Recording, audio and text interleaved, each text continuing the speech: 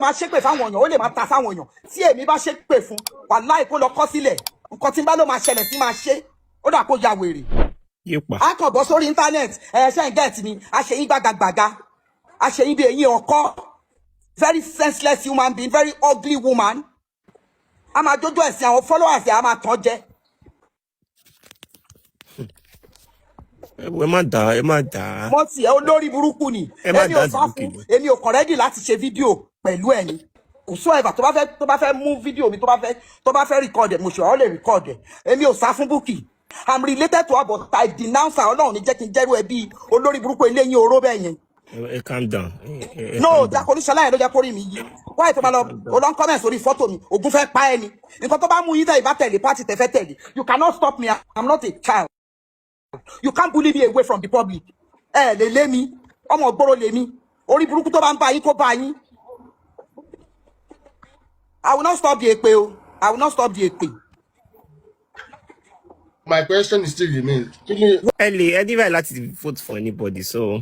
No, come on worry. Ẹ má reply anybody. Bukky yẹn sọ ó ní bí woman tó gbọ́mọ dání ní Jos yẹn bó ṣe gbọ́mọ dání tọmọ ẹ̀ kú lọ́wọ́ ẹ̀ yẹn ó ní bẹ́ẹ̀ náà ni ó ní bẹ́ẹ̀ ló ṣe máa rí fóun ó dẹ̀ máa rí bẹ́ẹ̀ fún wọn àti gbogbo àwọn tó bá wish ní bẹ́ẹ̀ èmi náà ọmọ ti kú lọ́wọ́ mi mo mọ bó ṣe rí òun ló máa rí bẹ́ẹ̀ fún gbogbo ẹni tó bá ti ṣépè fún mi ó ì máa rí fún wọn ó tún sọ fún mi ó ní èmi ń wá ojú ayé èmi sọ pé wọ́n ṣépè fún mi girl press tó bá broadcast kìíní yẹn I now had to screenshot the 2003 tó ti ṣe ìpè yẹn fún mi mo wá láti mo screenshot ẹ̀ mo wá send ẹ̀ sí gẹ́yìn kẹ́ wá don't wá emotional right now money don't be emotional because when this idiot Bukky is talking people will think she's saying the right thing and she's saying the wrong thing she feeds people negative thing ó dá woru gbogbo nǹkan woru. mi tag Rẹ̀mí Surutu olórí burúkú olóṣì kò lálùyọ nínú eré tó ṣe ó ṣe Yorùbá fíìmù ó sọ Yorùbá kòtà ó sọ ègùn èdè ègùn ló fọ́nì jù láyé ìkòtà ó lè ta Rẹ̀mí Surutu olórí burúkú ààrẹ dàbí táyà ń da ẹ̀ ẹ̀mọ́ tó bá di àdìrẹ tó bá táyà ń da ẹ̀ àdìrẹ ẹ jẹ́ ká play nǹkan tó sọ Túndé Ẹ̀gbọ́ntìlá kò sẹ́ni tó ní kẹ́ má campaign fún Tinubu don't get me wrong please kò sẹ́ni tó ní káwọn èèyàn má campaign fún Tinubu but when you are campaigning for Tinubu and insulting people that is the height of it ṣé dẹ̀ mọ̀ nǹkan tí mo ṣe máa ń bínú sáwọn yẹ̀yẹ́ pìtì olórí burúkú àwọn celebrity yìí o àgàgà àwọn tí Yorùbá fi mú yẹn àwọn politician ò rate tí wọn rárá ẹ̀rí ní last year àwọn bàbá alápẹ̀ni wọ́n bọ́ta wọn náà òróró gbà ọláìlà ìgbé wọn náà fọ́wọ́ fáwọn lówó ìyá adé Buhari orí íńtánẹ́ẹ̀tì láti rí tọ́gbọ́ta tó ń sunkún tó ní wọn fáwọn lówó àwọn lọ sí Àbújá owó àwọn làwọn ná bàbá kan báyìí tó bá ń ṣe jáàtì nìbàdàn ìyẹn náà bọ́ta ó ń sunkún Rẹ̀mí Surutu you are a very stupid woman ma ẹ kàn dàgbà ní ẹ̀dánú ó wá ń parọ́ ó ní wọ́n fọmọ bú ẹ wọ́n ń bú mi wọ́n fọmọ bú mi ìtorí mo support Tinubu irọ́ ló pa fún wa evidence you are saying all those things just because o fẹ́ validation just because o fẹ́ kó fún ẹ lówó àtijọ́ tó ti support politician Rẹ̀mí Surutu ó làlùyọ ó rí bá ti ṣe òwò náà gbégbà ojú kan ló wà bí omi adágún ó rí ṣe ó máa tọwọ́ ní ogun àtọwọ́ ní aṣọ àlòkù yá aṣájẹ́ ló wọ̀ kiri oversize ni nǹkan tó bá bá lórí gbẹ́kàtà gbá ni ó lo kírìmù kò yọ lára ẹ mọ̀ nǹkan tó wá sọ tó bí mi jù Ọláìyá Igwe tó gbé okó ẹ̀ bí okó kárọ̀tì yẹn tó lọ wẹ̀ lódò fún Tinubu ṣì ń gbá kò rí gbà Rẹ̀mí Surutu ó béèrè lọ́wọ́ Ọláìyá Igwe ni no tẹ́yìn bá fi ìpéjọba Tinubu ń dùn mọ́ yín ẹ̀rọ tàwọn mẹ̀kúnnù tó wà Nàìjíríà ni ẹ̀rọ 1,000,001 people tó ń sọ́fà ní Nàìjíríà ni eku òkè bí eku ẹyẹ òkè bí ẹyẹ olórí burúkú ẹ wá bọ́ síta onítàwọn bá sọ pé Tinubu ò lè ṣe ká lọ gbé bàbá wa jáde kó wá ṣe kò ní yẹ Rẹ̀mí Surutu kò ní yẹ kò níyàwó àwọn alátìlẹyìn olórí burúkú ó ṣẹnu papọ̀ bí òbòyá àgbà olóṣì bójú ẹ ṣe rí lòbó ẹ ṣe máa rí olóbò òdìn olóṣì ọ̀ndàkọ́dù tó lòlòlòlò tó dákú ṣebí Gani Solomon ló rà fún ẹ ó mẹ́kún tó sososo tọrọtọrọ ní lọ́fíìsì Gani Solomon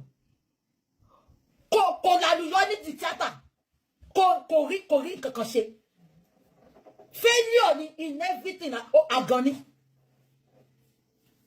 Under accord tó wà tó jẹ́ pé tó yí vehicle ló bá tó ẹ̀ lọ́nà Abẹ́òkúta síkò. Gani Ọláníwájú Solomon gọ́ọ̀sì ló rà fún. Ó sùn ojoojúmọ́ ló lọ fọ́fíìsì. Ẹ ṣe ẹjọ́ ọ̀gá olórí burúkú. Bó ṣe sọ pé òun support wọn tó náà. Ó lálùyọ̀ náà. Ó nílé lórí náà. Ilé mi rẹ́ǹtì. Face and slap ló ń gbé náà. Very stupid old agadi idiot. Olórí burúkú. Olóṣì. Ọmọ àlè játijàti. Ó ṣẹnu papọ̀. Bó ṣe rí ló bu ẹ ṣe rí. Tẹ́ bá máa róbò obìnrin tó fine. Ojúlẹ̀ ti máa mọ̀. Ó bú ẹ ò lè dá. Olóṣì. Awi tó wọ ọ̀rọ̀ àti bùbá. Olórí burúkú. Abájọ tó rẹ nílùú ẹ mọ́. Olórí burúkú. Wàá yìí lọ bá bọ̀bọ̀ yẹn náà. Who remember this woman? Ó máa gbé wa tọrọ owó lórí internet gbẹ̀yìn ni. Àwọn politician ló máa wá lọ bá. Àwọn ló máa sanwó hospital ẹ̀. Èmi tí mo sọ bẹ́ẹ̀ ni. Ó máa gbé wa tọrọ owó lórí internet ni. Yomi Siritu. Olórí burúkú Yomi Fashlanso. Olóṣì. Tẹ́ bá ń wò wájú, ó jọ ẹ̀rọ bí young boy ni. Tẹ́ bá ń wò látẹ̀yìn, old man ni. Old baba yongi. Olórí burúkú Yomi Fashlanso. Ó mọ̀ gbà tó ti ṣeré ni. Mo wà secondary school mo ti ń wo eré Yomi Fashlanso. Orí tó lálùyọ ni.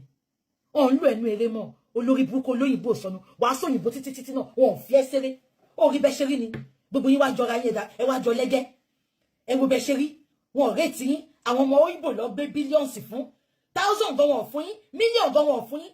Gbogbo yín ẹ wá look the same. Ẹ rí jagajaga. Ẹ rí bí jagajanti ṣe dàbí ìdọ̀tí. Ẹ dàbí lélẹ̀. Ẹ dàbí ìdọ̀tí tó ń dà sí kàtàǹgbá.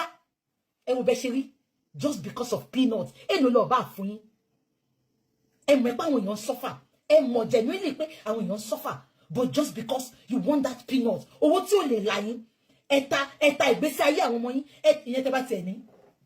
Ẹ̀ta ìgbésí ayé àwọn ọmọ yín, ẹ̀ta birthright yín, ẹ tún wá ń gbé wa ṣépè. Ìtọ́lá support Tinubu. Ṣé tí Tinubu bá ṣe dáadáa ni? Ṣé ẹ ní ìdíkẹ́ bá force àwọn èèyàn? Tẹ́ bá force Tinubu lé àwọn èèyàn lórí? Ẹ̀yin olórí burúkú. Ẹ̀yin játijàti. Ó dàbí kára kọ́ ká fi kán ṣe ní àkàrà. Ẹ̀rí báwọn méjèèjì ṣe rí ni. Mi mà àwọn tó kù bẹ́ẹ̀ bọ̀bọ́ kan náà wà ńbẹ̀. Bọ̀bọ́ kan náà wà ńbẹ̀. Ìgbà òjò Ládìpọ̀ tíátà ẹ̀yin dómi ẹ̀ lè mọ̀. Ìgbà yẹn ni bọ̀bọ́ yẹn ti ń ṣeré. Olórí burúkú. Ojú ẹ̀ dàbí ìgbà tó pa lágó báyìí. Half light half black ni. Gbogbo wọn wá ń dọ́jú ojú.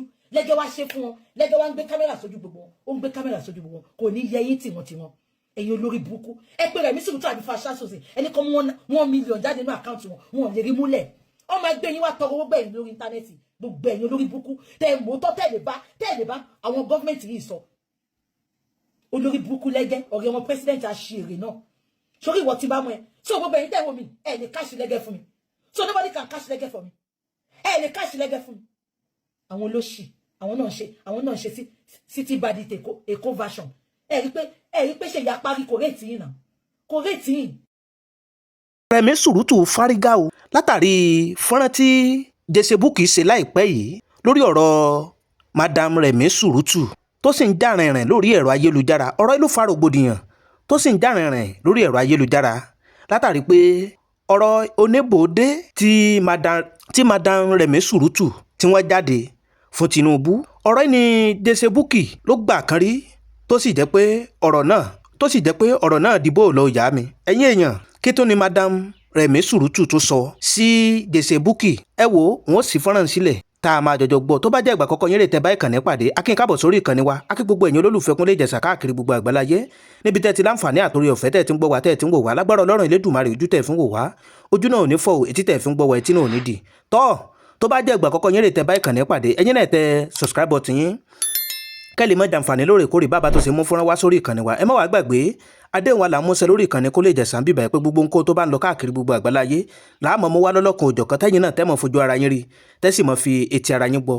Ẹ má wàá jẹ́ ń dènà pẹ́nu ntẹ́yìn náà bá ní lérò ń gbà látàrí fọ́nrán tẹ́ ti gbọ́ yìí àtẹ̀lé tẹ́tùn gbọ́ sí níwájú.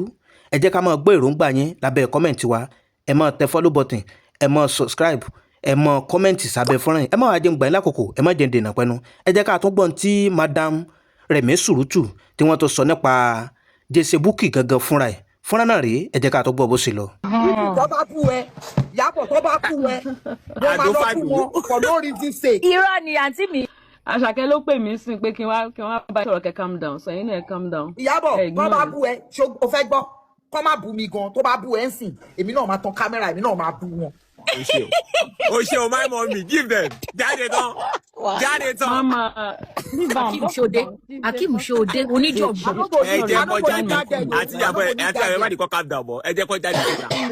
That Bukky Jesse, I no go leave am. Bukky Jesse, they swear for me. Ó sọ pé èmi ọmọ ẹ ti kú sọnù. Ọmọ èmi kú sọnù. Kọ́lá bí tí mo sin ọmọ mi sí. Ògún máa pàjá ẹ̀. Ìyábọ̀ ó sọ nǹkan fún èèyàn kan lọ́jọ́ kan. Ìyábọ̀ Òjó will never go wrong in my sight. She will never do anything that will make me hate her.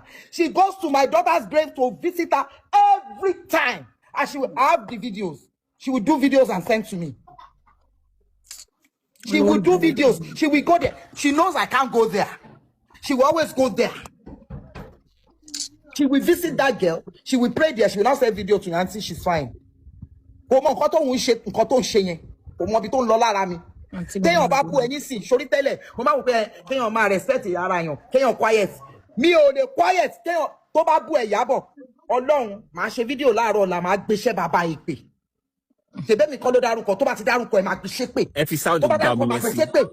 Bó ṣe máa àǹtí mi bó ṣe máa ń bú wa nìyẹn fi lẹ̀sẹ̀. Ìyá àbíkú ló máa ń pè mí kọ́sọ́mà dáadáa lèmi àti ìyá àbíkú. Wàhálà mi ò bí níbo nǹkan tẹ́ sọ yìí, ó yà mí ò gbọ́ wí lẹ́nu. Àṣẹ báwọn èèyàn lọ́wọ́ àmì ìgbà tí mi sọ. Ìyá àbíkú ló máa ń pè mí.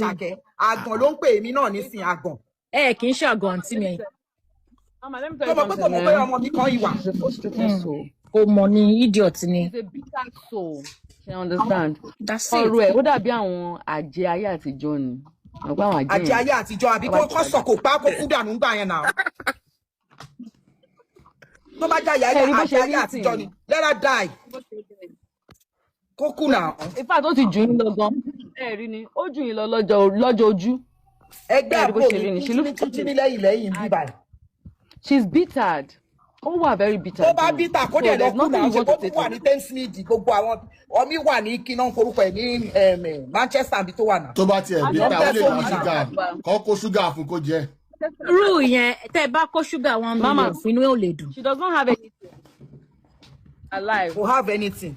Bó ṣe wà yẹn, nígbà tí mo fẹ́ kọ́kọ́ ní kọ́ bá mi bá ṣe case, wọ́n sọ fún wọ́n dìde advice mi pé kò ní kankan, èmi ní máa tiẹ̀ tún bá sanwó gbogbo everything. Mo ti sọ fún yàn. Wọ́n ní kò ní pé wọ́n ní ó wà under psychiatric whatever. Onínáda Sodo, I swear that.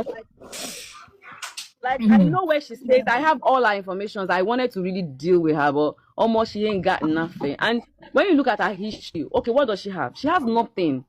Mama, she has nothing. The only thing she has is what she's doing, her wickedness, projecting it, misleading, maligning, blackmailing people, lying on people, cursing on children, being jealous and envious of everyone. Mama, you know when you see people with grey hair, grey hair, it's supposed to represent grace. Our own grey hair, you understand, is representing witchcraft. Like when I look at her, she looks like a witch. Bitterness. Her grey hair is representing bitterness. Like, why the hell is she even losing weight? Why is she so obsessed with me? Why does she want to be as slim as I am? Like, she used to be bulky. And she used to insult me pé mo gbẹ kí ló dé tó wá fẹ́ gbẹ kò tẹ wá. Dúró o rí bí kun ẹ ṣe rírin gbindin bí ikun o rí kun ẹ bó ṣe rírin gbindin bí ikun ọmọ tó jẹ. Queen mother abeg you no dey compare Bukky Jesse to you. She's evil. No dey compare Bukky Jesse to you. How she wan do am? Ṣé ó fẹ́ ní flat tummy like you, beautiful like you, pretty like Bukky Jesse báwo? Kó kú gangan ẹ̀ báwo. Ó là fún àìbẹ́ ó tó ń ṣe bí. Ó yà sí lẹ́sẹ̀kẹsẹ̀ ní kò gbúdọ̀ dọjọ́ kejì. Àdùkẹ́ ó ti láàfáìn ìlú ẹ má wò rí àfáìn. Ìyábọ̀ tó bá rí bóyá analyze. Ìyábọ̀ tó bá rí bóyá analyze. Ó ní wọ́n ṣe rí mi yẹn kọ́ wo bójú mi ṣe pàkó. Tó bá bí pọ̀rípọ̀ bàbá ńlá kó bàbá ńlá bàbá yàlá bàbá ńlá yá ẹ̀ ni mo sọ kó tẹ̀ èdò wá sí Nàìjíríà. Bí kú náà. Láìsí tí mo ṣe máa fi èèyàn lẹ̀ tí mo máa yànda èèyàn tí mo kọ́ máa rò pé mo jẹ́ kan tẹ̀ fẹ́lẹ́ ilé ẹ̀kọ́ kan máa tẹ̀ dùn wà láìmí ní fílẹ̀. Wọ́n tẹ̀ tíráyẹ̀ mo tẹ̀ fẹ́ kó tẹ̀ bínú Bukky Jesse bínú Ìyábọ̀ ló sọ̀rọ̀ kó tẹ̀ bínú ra ticket ló ń bọ̀ Nàìjíríà. Àwọn tó ń bẹ̀ mí nìyẹn wọ́n á ní kí stop mi lè stop táyé máa fi parí Orí keyboard ẹ̀. bí mo ṣe wà yìí tó bá jẹ́ mo Ló ti di ti máa- sacrifice ló tó ti máa- bẹ́tà fún mi. Sista ń Ṣé dà ọ̀dẹ́ta orí keyboard ẹ ẹ̀ ti ló ráwọn máa àbúrò dúró tó ń gbèjà yín sílẹ̀. ṣebí Ẹgbẹ́ ò lè ṣe kí ní ẹ ti tó máa ráwọn dàgbà àbúrò yìí àwọn tó fẹ́ sọ̀rọ̀ fún yín náà ti jáde àwa là ń sọ fún yín pé kẹ́ dákẹ́ kó wọ́ ọ̀tẹ́ni tẹ́lẹ̀ bá rojọ́. ẹ̀yin náà dákẹ́ sínú ilé ni. Ó kàn dùn ni. MC Barrett. Àǹtí Ṣọlá yìí náà ẹ tètè sọ̀rọ̀ náà ẹ tètè sọ̀rọ̀. àǹtí mi mọ̀ pé mi kì í sọ̀rọ̀ mélòó ló wà lẹ́nu. ókè sì wọ́n bá dákẹ́ tèmi dákẹ́. Ṣẹ̀kẹ̀rẹ̀ Ṣọlá ẹ ó tá a bá ń sọ̀rọ̀ léra wọn ẹ̀ àní gbọ́. Let's speak one by one. Jẹ́ kí Ìyábọ̀ sọ̀rọ̀. sọ̀rọ̀ yín sìn Èèyàn bá sọ nígbà pé ẹ wo gbogbo àwọn tó wà lórí láìpẹ́ yìí ta ló bá pé lọ sí deal gbogbo with wọn. Liz. Ẹ jẹ́ n sọ kinní kan. Hold on, Ṣọlá, hold on. Ẹ jẹ́ n Let sọ her kinní speak. kan. Ẹ̀rí, this life, everything na turn by turn. Ṣé àwọn pé one advice I will give anybody, tẹ́ bá fẹ́ ṣe court case, àwa ti ṣe àwọn mistake kan. Ṣé àwọn understand? Tẹ́ bá fẹ́ ṣe court case, tí wọ́n bá ti ń ta sí ẹ̀yẹn má ta sí padà. Court case yín máa yá, ó máa dùn. But tó bá ti jẹ́ pé ẹ̀yin méjì jọ ṣe bántà tiẹ̀ kò bá jẹyọ kan ló ṣe tóun ṣe 200 ó máa long díẹ̀ kan tó ń ṣẹlẹ̀ láàrin mi àti lọ́n orúkọ ọlẹ́ fún yẹn náà. O lè dún mọ́ta. Èlè dúmọ́ta ó tó ń ṣẹlẹ̀ láàrin mi àti ẹ̀ nìyẹn. Yèyé mẹ́sàn. Mo tún máa tún wọ list lọ́la báyìí. Moderator, list lọ́la you're not báyìí. muting them now. Moderator, Máa tún wọ list lọ́la báyìí. Ó yá sùúrù court kọ́kọ́ ju case wa nù àbí wọ́n ní pé ká lọ. mo ti mi ò tiẹ̀ meeting now. And we appealed it and I still went back again to even sue her for something different. Ìgbà tóun náà máa ṣe òun náà counter sue. Èèyàn nípa àtọ́tẹ̀ lọ lẹ́ sí gbogbo mo kàn rẹ́rìn ni because mo kàn wò pé òun sue mi lórí case tó ṣì wà ní court because òun fi pé bó ṣe ju case out yẹn ó fi pé ó ti end síbẹ̀ kò mọ̀ pé bí àwọn lawyers maybe I don't know dẹ̀ lóhun doctor ní ìmọ̀ bí tó ti kàwé tiẹ̀. Do you understand? Nígbà tó bá appeal case tó wá lọ sue on that same kini to appeal does it make any sense to you? So ìyẹn la ṣe ń bá pò lọ́wọ́ bá ọ̀rọ̀ tiẹ̀ díẹ̀ ni because èmi náà ti dá lóhùn rí ní bẹ̀rẹ̀ ṣẹ́gẹ́ kan tí mo sọ so tó bá yẹ pé bó ṣe tó kọ́kọ́ bẹ̀rẹ̀ wèrè ẹ̀yẹn mo kàn dákẹ́ ni ìkéèsì ò bá sáré dùn ṣe so kéèsì mi àti ẹ̀ máa long àti pé ṣe mọ̀ òun náà ó tún láwọn tiẹ̀ ṣe mọ̀ pé àwọn àtàbálẹ̀ ti jẹ́ celebrity wọ́n máa ń pìtì wa gan a máa ń sentiment máa ń pọ̀ gan nídìí ẹ̀ ó ti yé yín sìn mo dẹ̀ love ẹ̀yin méjèèjì ẹ̀ settle in fact kò sí tábà gbọ́rọ̀ wá báyìí tábà gbé lọ police station sí the first táwọn ọlọ́pàá máa fẹ́ ṣe ni wọ́n máa fẹ́ settle ẹ understand wọ́n máa fẹ́ settle ó láwọn bosses kan tí mo ti tẹ̀ ṣe get which I cannot come and discuss online right ó láwọn case kan tá à ń ṣe which I cannot discuss online but all of them is ẹ jẹ́ ká settle yẹn you know because we are both celebrities so they always want they feel like àwọn obìnrin méjì kan já ẹ settle so nǹkan tó ń prolong matter tèmi àti ẹ̀ ní èmi ò dẹ̀ fẹ́ máa ṣe gbogbo case pé okay ká máa fọlọ́pàá máa gbéra wa every market èkéde no yes there ẹni tó bá notice mi láti last week mo ti bá slide because mo kàn lọ túbì kan mo kàn lọ rí black bonnet mi padà ṣe understand but làbákẹ́ èmi lèmi máa jó black bonnet yẹn. Àti àbá àti black bonnet yẹn. tọ́ ẹ̀yin èèyàn eléyìí lágbára díẹ̀ o kódà ó gbẹnu tán látàrí ìṣẹ̀lẹ̀ kàyéfì tó ṣẹlẹ̀ láàrin Rẹ̀mí Sùrùtù àti Madam Jesse Bukky lórí ọ̀rọ̀ gbọ́nmi sí omi òtó tó ṣẹlẹ̀ ẹ̀yin èèyàn látàrí fọ́nrán tẹ́ ti gbọ́ yìí àti tẹ́yìn náà ti fojú ara yín rí bó o lẹ́yìn náà ṣe rí fọ́nrán yìí sí tẹ́yìn náà bá nílé ròǹgbà ẹ jẹ́ ká máa gbọ́ èròǹgbà yín lábẹ́ kọ́mẹ̀ntì wa ẹ má gbàgbé ẹ tẹ follow button yẹn tó bá jẹ́ ìgbà àkọ́kọ́ yín rè kẹ́ lè má jàǹfààní lóòrèkóòrè lórí ìkànnì Kúnlé Ìjẹ̀ṣà tẹ́ ẹ bá tó ti kọ́mọ̀ àkọsí fọ́nrán wa ẹ wo àdéhùn àná là mọ́sẹ̀ lórí ìkànnì pé gbogbo nǹkan tó bá ń lọ káàkiri gbogbo àgbáláyé làámọ̀ mọ́ wá sí etí ìgbọ̀nyín tẹ́yìn náà tẹ́ mọ̀ fojú ara yín rí tẹ́sí mọ̀ fi etí ara yín gbọ́ lọ́lọ́kan òjọ̀kan lórí ìkànnì wa ibi tá fi àdàgbé tó ìsọlẹ̀ sí rí bó bá tó ṣe ń lọ àtọmọ ọmọ wa lọ́lọ́kan òjọ̀kan àdúrà wa sí gbogbo ẹ̀yin olólùfẹ́ Kúnlé Ìjẹ̀ṣà ni pé ire báyìí lójú owó rí ire lójú ọlá rí ire lójú gbogbo wa ọmọ rí o ìpàdé wa bí oyin ó dàbọ̀.